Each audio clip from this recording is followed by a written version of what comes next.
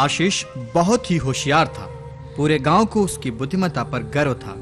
पर न जाने आशीष को किसकी नजर लग गई। एक दिन चोरी के झूठे आरोप में उसे जेल जाना पड़ा।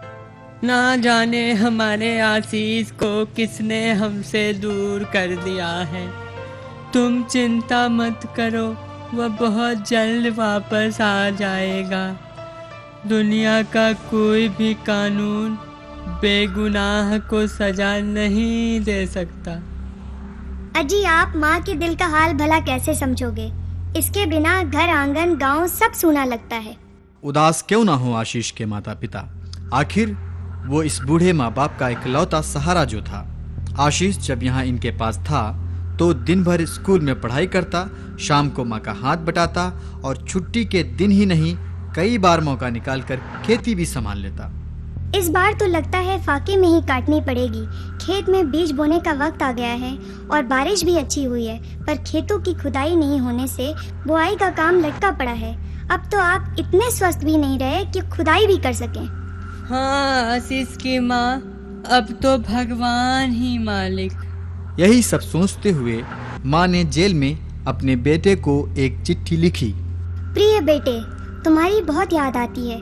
तुम्हारे पिताजी तो बस न जाने किस चिंता में डूबे रहते हैं। मुझे तो लगता है इस बार खेतों में खुदाई न होने की वजह से कुछ ज्यादा ही परेशान है। बेटा, तुम्हारी फिक्र रहती है। अपना ख्याल रखना। खुश रहो, तुम्हारी माँ। सर, मुझे अपने घर एक जरूरी चिट्ठी भेजनी है। एक सादा कागज और कलम मिलेगा क्या? हवलदार ये खबर जाकर इंस्पेक्टर साहब को देता है। साहब, मुझे तो लगता है जरूर कोई राज की बात है, तभी तो आशीष ने कागज कलम मांगा है। पुलिस अफसरों को लगता है कि जरूर कोई गड़बड़ है, फिर भी इस बात को गोपनीय रखते हुए उसे कागज और कलम भिजवाता है। प्यारी माँ, तुम्हारी चिट्ठी मिली। जल्दी में मैं तुम सबको एक बात कहना भूल गया। माँ, तुमने खेत की खुदाई करने की बात कही थी। भूल से भी ऐसा मत करना। मैंने चोरी का सारा माल वही खेत में गाड़ दिया है। तुम थोड़ा सब्र कर लो। जब मैं छूट कर आऊंगा तो सारा माल निकालकर शहर चले जाएंगे। खेत के खुदाई की जरूरत ही क्या है, बस कुछ दिनों की बात है, सब ठीक हो जाएगा। तुम्हारा बेटा आशीष। जैसा कि आशीष को संदेह था, उसकी चिट्ठी उसके माँ के बजाय पुलिस इंस्पेक्टर के हाथ में पड़ गई।